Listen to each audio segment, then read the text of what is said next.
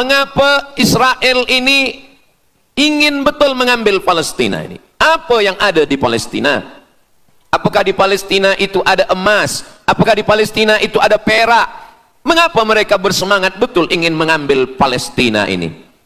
Pada tahun 2007, Al-Faqir Abdul Samad, saya menterjemah satu buku berbahasa Arab, judulnya Tarikh Ad-Diyanah Al-Yahudiyah, ditulis oleh seorang ulama daripada Al-Iskandariyah, Mesir.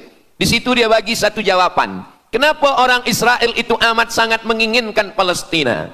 Rupanya ada seorang bernama Israel. Israel maknanya dua. Isra abdun. El bahasa Hebrew language, bahasa Ibrani. El artinya Tuhan. Israel artinya hamba Tuhan. Tapi mereka punya makna yang kedua. Israel artinya al-musari' lillah. Al-musari' lillah, orang yang bergulat, orang yang mengalahkan Tuhan. Rupanya Tuhan pernah kalah. Dan ketika Tuhan kalah, lalu Tuhan memberikan hadiah satu petak tanah, dan tanah itu adalah tanah Palestina menurut mereka. Jadi mereka meyakini bahwa ketika Tuhan dikalahkan oleh Israel, maka hadiahnya adalah bumi Palestina. Itulah kenapa mereka amat sangat ingin mengambil tanah itu. Tapi kita pula, Palestina bagi kita adalah hijrahnya Nabi Muhammad sallallahu alaihi wasallam yang dituliskan dalam Al-Qur'an. A'udzubillahi minasyaitonir rajim. Subhanalladzi asra bi'abdihi lailan minal masjidil haram ilal masjidil aqsa alladzi barakna haulah. Dulu semasa belajar di Al-Azhar ada satu subjek namanya Al-Milal wan Nihal. Al-Milal maknanya aliran-aliran keagamaan, wan Nihal agama-agama. Maka salah satu aliran itu disebut dengan Zion. Zion adalah nama satu bukit yang ada di Palestina. Lalu mereka mengambil nama ini sebagai satu gerakan dunia. Dalam bahasa Arabnya disebut dengan As-Sahyuniyah atau Zionis. Mereka ingin mengembalikan Yahudi ke Palestina. Apa yang membuat mereka ingin? Rupa-rupanya mereka meyakini bahwa mereka menunggu-nunggu seorang lelaki. Lelaki itu bernama Mesiah. Dalam bahasa mereka sebut dengan Mesiah. Dalam bahasa Arabnya adalah Al-Masih. Al-Masih diambil dari kata masaha. Masaha artinya disapu. Kita dalam wudhu ada menyapu. Idza qumtum ila shalah, kalau kamu ingin sembahyang, faghsilu wujuhakum, muka dibasuh. Wa aydiyakum ilal marafiq, tangan pun dibasuh hingga ke siku. Tapi kepala dengan telinga tidak dibasuh. Kepala dengan telinga disapu. Wamsahu biru'usikum, disapu. Jadi kenapa dia dikatakan Al-Masih? Kerana dua. Pertama, waktu lahirnya badannya disapu dengan minyak. Yang kedua, setelah dia besar, bila dia tengok orang lumpuh, dia sapu. Orang yang lumpuh boleh tegak berdiri. Bila nampak orang buta, dia sapu. Orang buta boleh menengok. Bila nampak orang mati, dia sapu. Dan orang mati pun boleh tegak berdiri. Dia tunjuk tanah, ya ard umbuti, wahai tanah tumbuh tanaman. Dia tunjuk langit, ya sama imtiri, turunkan hujan. Dia tunjuk orang mati, ya mayyit qum, orang mati tegak berdiri. Maka dia disebut dengan Al-Masih. Tapi Al-Masih ini ada yang original. Itulah dia Al-Masih Isa anak Maryam alaihi salam. Tapi ada Al-Masih satu lagi, macam Isa. Orang Arab bila ada mangkuk, mereka sebut dengan wi'a. Kalau mangkuk ini emas, mereka katakan al-wi'a al-zahabi, mangkuk emas. Tapi kalau mangkuk ini dari perak tapi dibalur dengan emas, mereka akan mengatakan al-wi'a al-mudajjal. Dia bukan emas, tapi dia nampak macam emas, maka dia namanya mudajjal. Begitu juga dengan Al-Masih ini. Al-Masih yang betul-betul Al-Masih, dia adalah Al-Masih Isa anak Maryam. Tapi ada yang macam Al-Masih, bentuknya macam Al-Masih, macam mukjizat Al-Masih, tapi dia bukan Al-Masih. Itulah dia Al-Masih Ad-Dajjal. Sebenarnya mereka sedang menunggu Al-Masih Ad-Dajjal. Kita pula sebelum salam, kita minta perlindungan kepada Allah dari Al-Masih Ad-Dajjal. Allahumma inni a'udzubika min adzabi jahannam wa min adzabil qabri wa min fitnatil mahya wal mamat wa min syarri fitnatil masihid dajjal. Kita minta tolong pada Allah supaya jauh daripada Dajjal. Mereka menunggu-nunggu Dajjal. Kenapa mereka ingin menunggu Dajjal? Sebab menurut mereka, bila Al-Masih Dajjal ini datang, maka nanti kambing akan berdamai dengan serigala. Semua akan hidup tenang. dan mereka akan menjadi penguasa dunia. Selain daripada Yahudi Israel adalah ghaim. Ghaim adalah keledai tunggangan. Jadi sebenarnya sesiapa saja pun yang bukan Yahudi, dia hanya akan menjadi keledai. Dan mereka ini adalah agama yang juga sebagai suku bangsa, yang juga sebagai sebuah negeri. Kita Islam, agama kita, tapi bangsa kita Melayu. Dan kita tinggal duduk, ada Melayu di Sumatera, ada Melayu di Semenanjung, ada Melayu di Kalimantan, Borneo. Melayu tersebar di beberapa negara. Tapi Yahudi tiga. Yahudi sebagai agama, Yahudi sebagai bangsa, Yahudi sebagai negeri. Mereka ingin mewujudkan ketiga-tiga ini menjadi satu. Kami bangsa Yahudi, kami agama Yahudi, dan kami punya negeri Yahudi. Itulah keinginan mereka. Maka mereka sedang menantikan raja mereka. Raja mereka adalah Al-Masih Ad-Dajjal. Dan Al-Masih Ad-Dajjal ini akan turun kalau syarat-syarat ini mereka penuhi. Kata Syekh Fargallah dalam subjek Al-Milal wan Nihal. Maka yang pertama diminta oleh Al-Masih Ad-Dajjal ini adalah semua Yahudi kembali kepada bumi Israel. Mereka mengatakan itu bumi punya dia dan semua akan kembali. Rupa-rupanya mereka tiada punya negeri. Sama macam nasib orang Kurdi. Kurdi ada di Turki, Kurdi ada di Irak, Kurdi ada di beberapa belahan bumi. Syekh Amin Al-Kurdi, mursyid tarekat Naqsabandiyah di Mesir, orang Kurdi, tapi duduk di Mesir. Syekh Muhammad Said Ramadan Al-Buti, orang Kurdi, tapi duduk di Suriah. Salahuddin Al-Ayyubi, orang Kurdi, tapi dia raja di Mesir. Mereka pun di seluruh dunia ada, tapi mereka tak ada punya negeri. Maka mereka ingin mengambil Palestina, mereka ingin kembali ke negeri yang menurut mereka inilah adalah hadiah daripada Tuhan, kerana Tuhan kalah bertembung, bertarung dengan nenek moyang mereka bernama Israel menurut hikayat mereka. Yang ini semuanya adalah asatirul awalin, hanya dongeng-dongeng nenek moyang mereka zaman silam. Lalu kemudian datanglah Theodor Herzl menghadap kepada Sultan Abdul Hamid, Sultan Turki. Mereka ingin membayar dengan ratusan keping emas. Apa kata Sultan Abdul Hamid? Dulu Palestina itu diambil dengan darah dan nyawa, maka saya tidak akan memberikannya dengan emas. Lalu kemudian apa yang terjadi? Mereka menghalau Sultan Abdul Hamid dengan seorang lelaki bernama Mustafa Kemal Ataturk. Lalu kemudian hilanglah khilafah Islamiyah. Ketika khilafah Islamiyah tahun 1924 ini jatuh, hilang, tumbang, maka ketika itu umat Islam tidak lagi ada pelindung. Dan ketika itulah mereka mengambil Palestina. Mereka merebut, mereka mengambil, seperti yang dikatakan Sayyidina Muhammad sallallahu alaihi wasallam, kamu akan diperebutkan seperti makanan yang ada di atas meja makan. Satu mengambil kakinya, satu merebut kepalanya, satu mengambil dadanya, dan tercabik-cabik, dicakar, dimakan, dipotong. Tak ada satu pun yang peduli. Alhamdulillah, kita malam ini masih peduli. Kita sedang mengajarkan kepada belia-belia, kita sedang mengajarkan kepada pemuda-pemuda Islam. Mudah-mudahan sampai anak cucu kita sampai hari kiamat masih lagi peduli kepada Palestina, insya-Allah. Allahu Akbar. Semua Yahudi kembali ke Palestina. Maka sekarang mereka sudah berkumpul. Berapa jumlah mereka?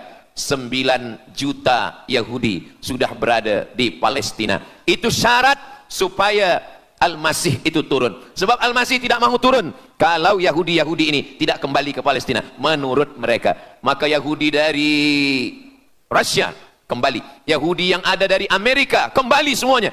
Dari mulai tahun 1946 sampailah hari ini 2025, tahun hadapan 2026, 80 tahun lamanya mereka sudah berkumpul menunggu kedatangan Al-Masih dengan cara berkumpul. Dan mereka yang datang ini hanya keturunan Yahudi dari puak ibunya saja. Yahudi ini tidak menerima dari puak ayah. Jadi kalau ada ayahnya Yahudi, emaknya tak Yahudi, dia tiada diterima. Sebab mereka guna dari puak ibu. Maka bila ibunya Yahudi, maka dia akan diterima. Ada satu Yahudi yang tidak diterima, Yahudi Falasha dari Afrika. Yahudi Falasha ini datang, mereka dari Ethiopia, mereka menyeberang ke Sudan, dari Sudan mereka masuk ke Mesir, dan mereka datang ke Palestina. Mereka pun nak masuk juga, tapi mereka tertolak. Sebab dia mengaku Yahudi, tapi kulit dia hitam. Saya tak tahu di tempat kita, tapi di tempat saya banyak juga Yahudi, namanya Yahudi pesek. Kulit dia hitam, hidung dia pesek, tapi otak dia Yahudi. Ini lebih berbahaya lagi. Mereka menyebarkan kebencian. Jadi sebenarnya Yahudi adalah makhluk yang paling unsuri, rasisme. Mereka tiada menerima selain daripada Yahudi. Siapapun yang datang ingin mengaku orang Yahudi, kalau ditengok nasabnya tidak sesuai daripada ibu, dia tidak akan diterima. Sedarlah wahai orang yang membela-bela Yahudi. Wahai orang yang membela Yahudi, kalau kamu bukan Yahudi, maka kamu tidak akan diterima. Kerana Yahudi adalah agama, Yahudi adalah bangsa, dan Yahudi adalah negeri. Mereka ingin mewujudkan ini. Maka berdatanganlah Yahudi beramai-ramai, lalu mereka pun turun ke Palestina. Sampai hari ini mereka terus berdatangan. Lalu kemudian yang kedua, syarat Yahudi didatangi oleh Al-Masih, Mesias, mereka mesti menanam tanaman yang hijau. Jadi kalau mereka bayangkan, Al-Masih ini sedang berada di langit, dia selalu memandang ke bawah, dia tengok Yahudi dah berkumpul atau belum. Kalau berkumpul dia tak nak turun. Bila dah berkumpul semua ramai, baru dia turun. Dah berkumpul 5 juta, dia belum juga turun. Dah berkumpul 9 juta, dia belum juga turun. Rupanya yang kedua, dia ingin supaya tanah Palestina itu hijau. Bila nanti dah hijau semua, baru dia turun. Dan tanaman yang hijau itu pun dia yang memilihkan tanamannya. Tanamannya adalah yang disebutkan Nabi 14 abad silam, Syajaratul Gharqad. Nanti semua akan membela umat Islam. Sampai-sampai batu berkata, apa kata batu? Ya abdallah, wahai hamba Allah, hadza Yahudi khalfi, ini di belakang saya ada Yahudi, faktulhu, bunuhlah dia. Kata Nabi, jangankan manusia, batu pun membela umat Islam. Batu akan berkata, ya abdallah, wahai hamba Allah, hadza Yahudi, ini di belakang saya ada Yahudi, faktulhu, bunuh dia. Tapi ada satu yang membela mereka. Siapa dia? Syajaratul Gharqad, pokok kayu Gharqad. Allah menunjukkan sampai hari ini mereka menanam pokok Gharqad ini. Saya belajar ke Mesir tahun 1998. Musim panas tahun 1999, saya pergi ke satu kawasan bernama Aris. Selepas itu pergi ke sebuah kota, kota ini bernama Rafah. Rafah ini dibagi dua, setengah diambil oleh Yahudi, setengah lagi diambil oleh Mesir. Dari sempadan ini kita boleh menengok hijau. Lalu saya pun bertanya kepada ulama yang mendampingi kami, Tuan Syekh, itu pokok apa yang hijau? Kata Syekh, itulah pokok yang disebutkan Nabi Muhammad sallallahu alaihi wasallam. Pokok itu bernama Syajaratul Gharqad, dan mereka memang menanam pokok itu sekarang. Supaya apa? Supaya Al-Masih menengok dari atas, bila dia tengok dah hijau, dia pun akan turun menurut keyakinan Yahudi. Yahudi sudah berkumpul 9 juta orang. Pokok Gharqad sudah ditanam, sudah. Ada lagi. Apa dia? Mesti menghancurkan Babilonia. Babilonia adalah raja yang dulu menghancurkan kerajaan Yahudi. Nama rajanya Nebukadnezar. Nebukadnezar dari Babilonia menghancurkan kerajaan Yahudi. Maka Yahudi ini pendendam. Orang yang paling dendam di atas dunia ini adalah Yahudi. Nebukadnezar sudah lama musnah, tapi dendam mereka kepada Irak sampai hari ini. Babilonia itu adalah Irak. Maka siapapun yang menjadi penguasa, pasti mereka akan perintahkan untuk menghantam Irak. Dari mula George Bush sampailah sekarang, Irak selalu dihantam. Dituduh bahwa Irak ada punya senjata membunuh manusia. Mereka katakan bahwa Saddam Hussein ini ada memiliki senjata yang boleh menghancurkan peradaban manusia. Akhirnya mereka membunuh Saddam Hussein. Apa yang terjadi? Sampai hari ini Saddam Hussein tiada memiliki apapun untuk menghancurkan umat manusia. Jadi sebenarnya adalah ini agenda daripada Yahudi. Mereka ingin menghancurkan Babilonia, dan Babilonia itu adalah Irak pada zaman modern sekarang ini. Setiap penguasa-penguasa pasti menghancurkan Irak, sebab mereka amat sangat benci dan dendam kesumat kepada Irak. Ada buku judulnya Al-Yahud fi Masr, fi Misr, orang Yahudi di Mesir. Lalu kemudian seorang jenderal Yahudi bernama Musa Dayan. Musa Dayan buta matanya sebelah. Lalu Musa Dayan ini meminta kepada Presiden Prancis bernama De Gaulle. Lalu De Gaulle pun menelpon Presiden Mesir bernama Anwar Sadat. Bukunya ada, saya simpan di rumah. Dia katakan bahwa kepada Anwar Sadat, wahai Tuan Presiden Anwar Sadat, ini mami yang ada di Museum Mesir Kaherah itu sedang sakit. Jadi untuk menyehatkannya mesti dibawa ke Prancis, ke Paris. Lalu disediakanlah pesawat terbang untuk membawa mami ini. Dulu saya pernah dengar tazkirah Ustaz Azhar Idrus, jangan anak panggil mak mami, sebab mami itu inilah mami Fir'aun. Mami return. Ini mami ini sakit.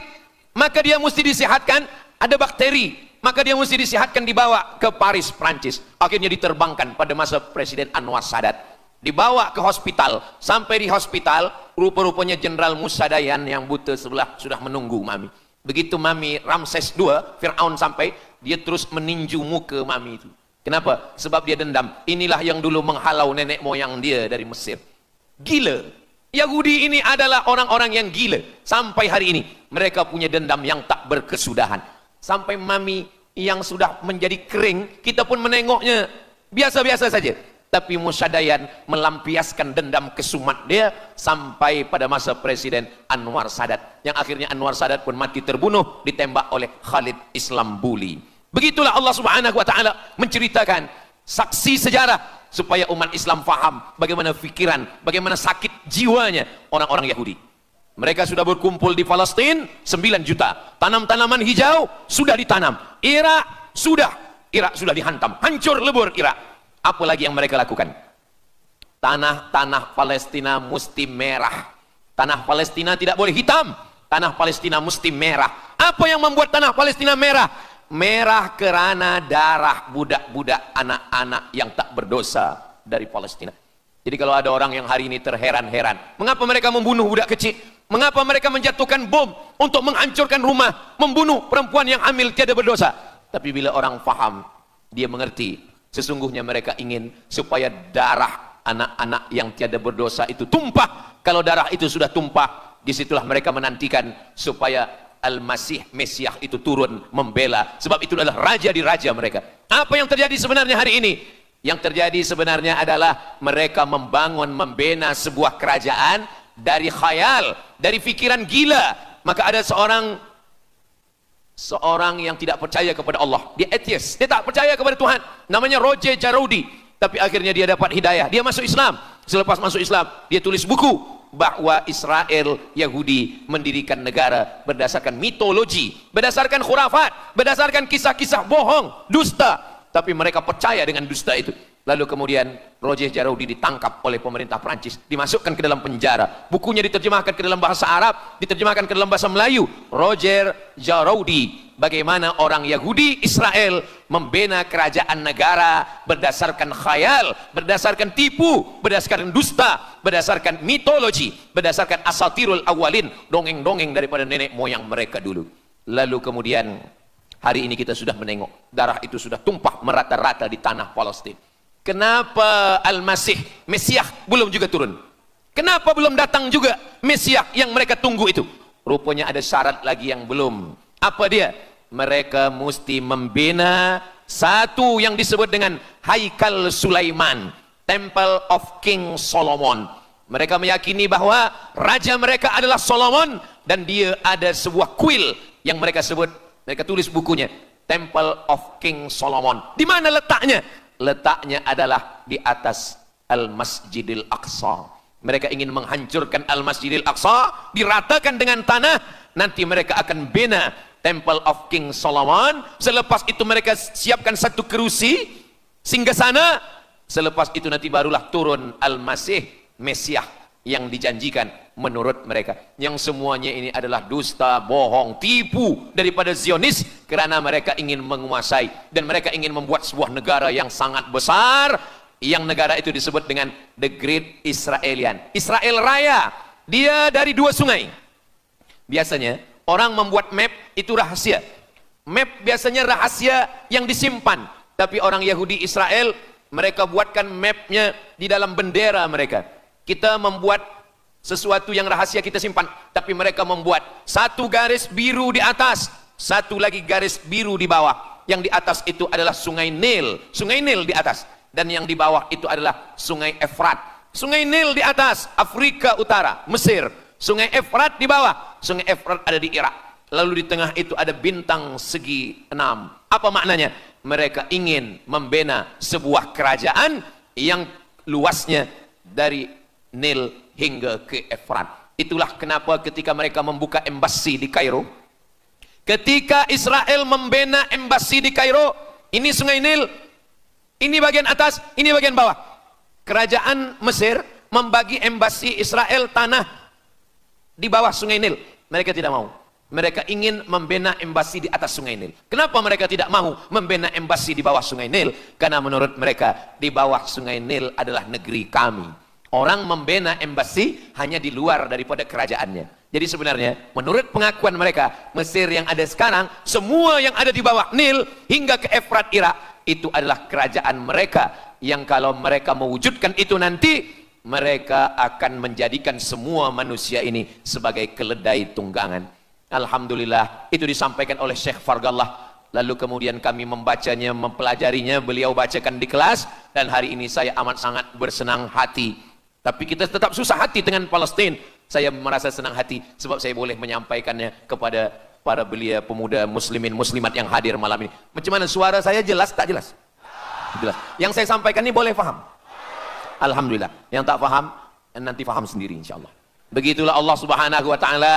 Saya dulu pernah berjumpa dengan Syekh Muhammad Jibril. Lalu kemudian saya tanya Syekh Muhammad Jibril, Syekh, kenapa Allah membinasakan kaum Ad, kaum Thamud, kaum Madian? Wa ila Thamud akhahum Salihah, wa ila Madian akhahum Syuaiba, wa ila Adin akhahum Huda. Madian, Thamud, Ad, semuanya musnah. Iram dzatil imad. Iram, hilang semuanya. Tapi kenapa Yahudi ini masih ada sekarang? Kenapa Allah tak musnahkan? Kata Syekh Muhammad Jibril, Allah Maha Kuasa untuk memusnahkan Yahudi, Israel. Senang saja bagi Allah. Innama amruhu idza arada syai'an ayyakula lahu kun fayakun. Yahudi Israel mati semua rata dengan tanah. Satu jeritan malaikat mati mereka semua. Allah goncangkan bumi, habis mereka ditelan bumi. Ya bunayya, wahai anakku, kalaulah Israel Yahudi ini mati, lalu kamu masuk surga dengan apa, kata dia. Sebenarnya Allah masih menyisakan Yahudi ini supaya kita berjuang. Sekarang ada umat Islam yang amat sangat lemah. Dia bukannya ikut berjuang, tapi melemahkan perjuangan orang. Bila ada umat Islam yang berkumpul beramai-ramai, solidariti tentang Palestina, dia berkata, katanya Allah Maha Kuasa, kenapa Allah tak binasakan? Dulu, arsalna alaihim tayran ababil, datang burung ababil, tarmihim bi'ijaratin min sijil. Mana ababil sekarang? Kenapa Allah tak kirimkan ababil? Saya pun pernah tanyakan ini kepada masyayikh, Syekh, kenapa Allah tak kirimkan ababil? Dulu ketika Abdul Muttalib memegang kunci Ka'bah, masa itu tak ada orang beriman. Abdul Muttalib bersendirian, lalu kemudian dia datang ke Ka'bah, dia letakkan kunci itu. Ya Allah, inna li hadzal baiti rabban yahmih. Saya sendiri seorang saja, saya tak sanggup untuk menolong Ka'bah. Inna li hadzal baiti rabban yahmih. Ka'bah ini ada pemiliknya, Ka'bah ini ada pelindungnya, Allah akan melindungi. Itulah mengapa Allah mengirimkan alam tara kaifa fa'ala rabbuka bi ashabil fil alam yaj'al kaidahum fi tadlil. Kenapa Allah kirimkan tayran ababil? Karena tidak ada orang beriman, hanya Abdul Muttalib sendiri. Tapi sekarang 2 miliar orang beriman yang bersyahadat asyhadu an la ilaha illallah wa asyhadu anna muhammadan rasulullah. Itulah kenapa Allah tidak mengirimkan tayran ababil. Itulah kenapa Allah tidak membuatkan goncangan. Itulah kenapa. Tapi sedikit banyak Allah mulai menurunkan pertolongannya. Kalau sudah datang pertolongan Allah Subhanahu wa taala, idza jaa nasrullah, kalau sudah datang pertolongan Allah, idza jaa nasrullah wal fath, kemenangan. Wa ra'aitan nasa yadkhuluna fi dinillahi afwaja. Insyaallah, alaysa subuhu biqarib. Subuh tak lama lagi. Pertolongan Allah pasti datang. Nasrum minallah wa fathun qarib. Hasbunallah wa ni'mal wakil. Ni'mal maula wa ni'man nasir. Wala haula wala quwata illa billahil aliyil azim. Kalau kita seorang cikgu, kalau kita seorang ulama, sampaikanlah kepada umat. Sebagai seorang ayah, sampaikan kepada anak. Sebagai seorang ahli keluarga, kita mesti ingatkan, buatkan baju dengan lambang, simbol, bendera penderitaan Palestina. Kalau kita menonton dengan keluarga di rumah, tontonkan bagaimana penderitaan anak-anak di Palestina. Saya di rumah ada gambar besar, gambar Palestina. Sehingga setiap kali tamu datang, kita bercerita, dia tanya, ini gambar apa nih Ustaz? Inilah gambar saudara kita yang sedang teraniaya di Palestina.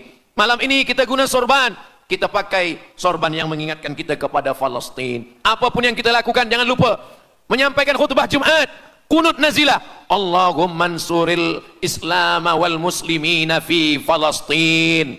Silahul mu'min, ad-du'a silahul mu'min. Kalau kita tiada senjata lagi, maka sesungguhnya doa, man lam yahtam bi amril muslimin, siapa yang tak peduli kepada penderitaan saudaranya di Palestin, falaisa minhum, dia tidak diakui sebagai umat Nabi Muhammad sallallahu alaihi wasallam. Orang beriman bukan setakat sembahyang subuh, zuhur, asar, maghrib, isya. Orang beriman bukan setakat ditengok berapa kali dia ke Baitullah haji dan umrah, tapi orang beriman bagaimana perasaan dia kepada saudaranya. Maka kata Nabi SAW, la yu'minu ahadukum, kamu tidak beriman, kalaupun kamu beriman belum sempurna, hatta yuhibba li akhi, sampai engkau sayang kepada saudaramu. Ma yuhibbu li nafsih, sayang kepada saudara seperti sayang pada diri sendiri. Kalau anak saudara kita di Palestina teraniaya, kita lebih teraniaya. Kalau pipi kita dicubit sakit, begitu juga dengan saudara kita di Palestina. Kita memang hidup pada zaman yang susah, yang payah. Beruntunglah datuk nenek moyang kita 100 tahun yang lampau, mereka selamat dari fitnah ini. Tapi kita pun tak boleh mengutuk nasib. Mengapa saya hidup sekarang? Kenapa kami hidup tahun 1447 ini ya Allah? Tentu ada hikmahnya. Allah hidupkan kita hari ini. Kenapa saya tak hidup zaman Nabi? Kalau ada pemuda belia sekarang datang kepada Ustaz Abdul Somad, Ustaz Somad, kenapa saya tak hidup zaman Nabi? Kalau saya hidup zaman Nabi mungkin saya baik. Kamu yang komplain kepada Allah, kalau kamu hidup zaman Nabi mungkin tidak ikut Nabi, ikut Abu Lahab, ikut Abu Jahal. Kita dihidupkan Allah hari ini, kita masih bersama dengan guru kita, Al-Fadhil Ustaz Azhar Idrus. Kita masih bersama dengan orang-orang baik, orang mulia.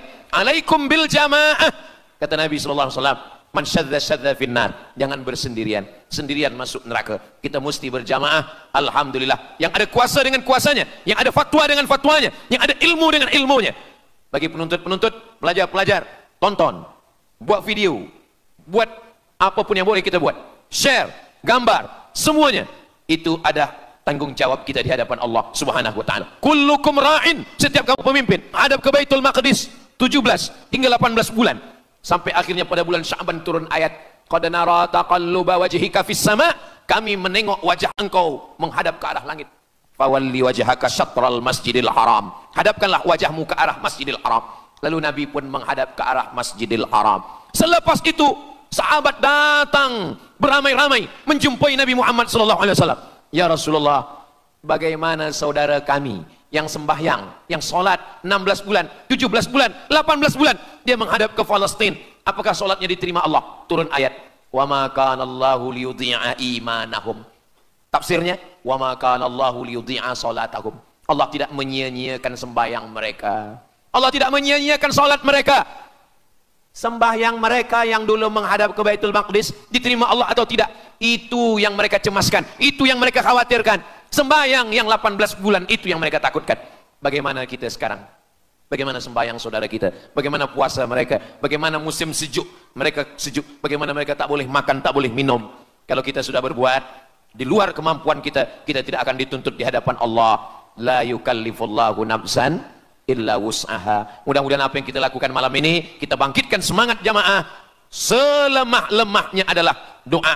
Selemah-lemah kekuatan orang beriman adalah melafazkan doa kepada Allah supaya Allah memberikan pertolongan. Tak ada yang susah bagi Allah Subhanahu wa taala. Itulah yang boleh Al-Faqir sampaikan pada malam hari ini, solidariti kita tentang Palestina. Mudah-mudahan ada manfaatnya. Banyak cakap kata yang tak berkenan di hati, menyinggung perasaan, saya memohon maaf beribu-ribu maaf. Mudah-mudahan yang kita lakukan malam ini diridhai Allah Subhanahu wa taala dan boleh kita bawa bekal menghadap Allah. Bila kita mati ditanya oleh Allah, inilah jawaban kita. Kami sudah berkumpul, kami sudah bangkitkan semangat, kami sudah berdoa, kami sudah menjelaskan bagaimana jahat Yahudi di Palestina. Akhirnya saya tutup dengan pantun penutup, menangkap puyuh di Bukit Selasih. Thank you dan terima kasih. Aku qauli hadza astaghfirullah li wa lakum. Allahu akbar. Allahu akbar. Allahu akbar. Sallu ala Nabi Muhammad. Allahumma salli ala sayyidina Muhammad wa ala ali sayyidina Muhammad. Terima kasih segala perhatian. Mohon maaf segala kesilapan dan kekhilafan. Wassalamualaikum warahmatullahi wabarakatuh.